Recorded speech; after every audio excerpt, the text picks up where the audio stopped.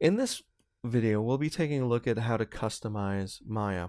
Since Maya is almost infinitely customizable, it's best as a beginner to keep everything at its defaults so you can learn the interface and learn where all the functions are before turning and customizing Maya to suit your own needs.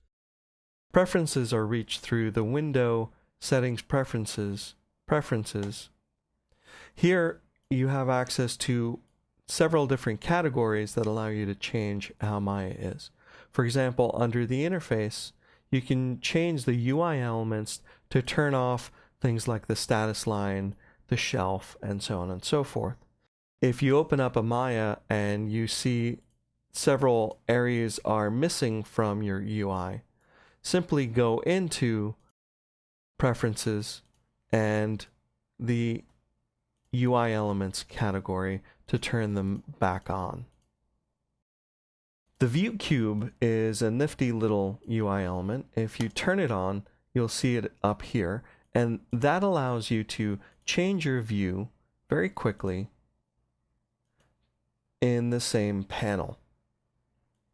I prefer to keep the View Cube turned off, but you may find it to be useful for you.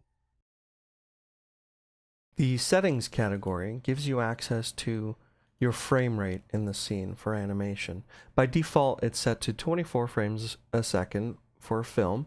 You can change that to TV in North America or TV in Europe, PAL and NTSC. Doing so will retime your animation to 30 frames a second and will move your keyframes, if you have any, to correspond to the new 30 FPS. Unless you turn on Keep Keys at Current Frame, that will preserve the exact frame numbers for any existing keys in your scene. Go ahead and go back to the 24 FPS. Also, you can change your units. By default, Maya is set to centimeters. The Applications category allows you to navigate to where you have Photoshop installed, for example, for easy access to launching Photoshop from within a texture node itself.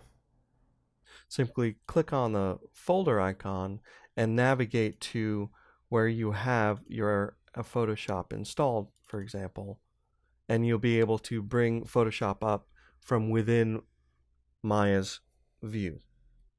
The Files and Project category allow you to specify where you want to keep your projects by default by clicking on and selecting which of your drives you want to keep your files. Here also you can change the number of recent history for files and projects that are displayed under recent projects or recent files. You can have more pretty easily by increasing that number.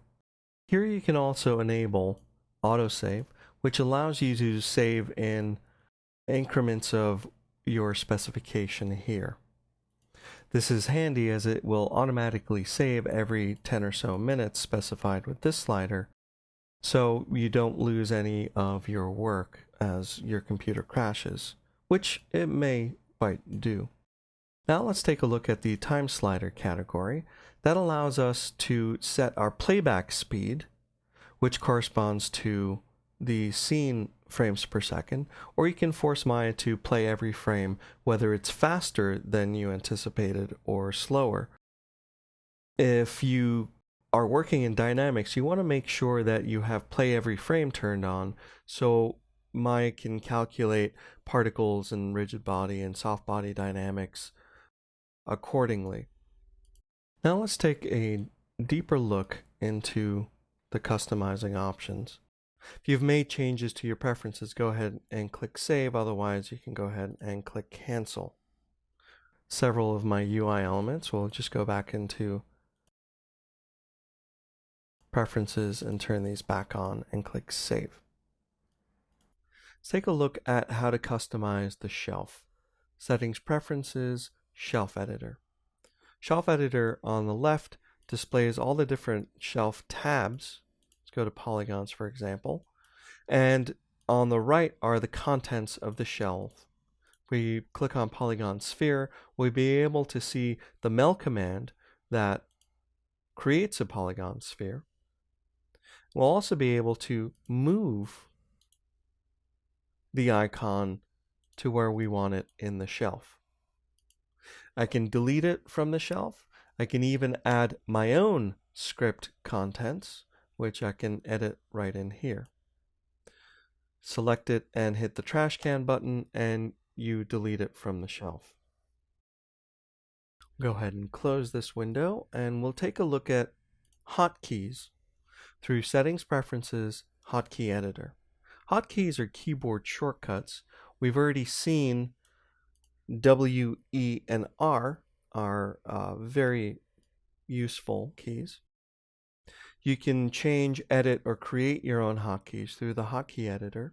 On the left are categories, which essentially break down the commands that are available in Maya according to the menus for the most part. Let's create a hotkey for my favorite function, which is File, Save As. And we'll do that by going to the File category and finding the Save As command right here. Right now, we have a hotkey already set, which is Control S. Let's say we want to change that to the letter Q. If I put in the letter Q here, I'm going to hit Query to find out if Q is assigned to anything, and indeed it already is.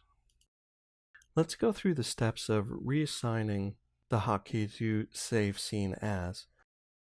I'm going to remove the existing hotkey that I have, and we'll want to put in Shift S, Control Assign.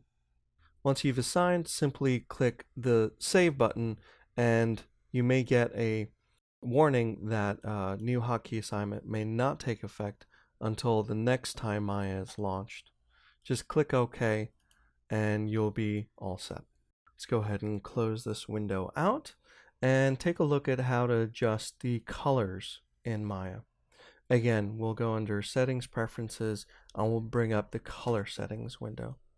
Here you have total control over how your background looks. For example, let's make our gradient a little bit different here, and we'll change our bottom to there.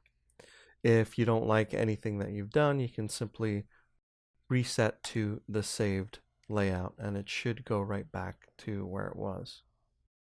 If it doesn't reset back, you can always go to Edit, Reset to Defaults, and you'll be back to where you started with the colors. You can change any color for active or inactive objects, as well as your interface through this window. If you have made any changes, simply click Save and close. In this video, we talked about how to customize the interface for Maya, from turning off different UI elements all the way to customizing colors.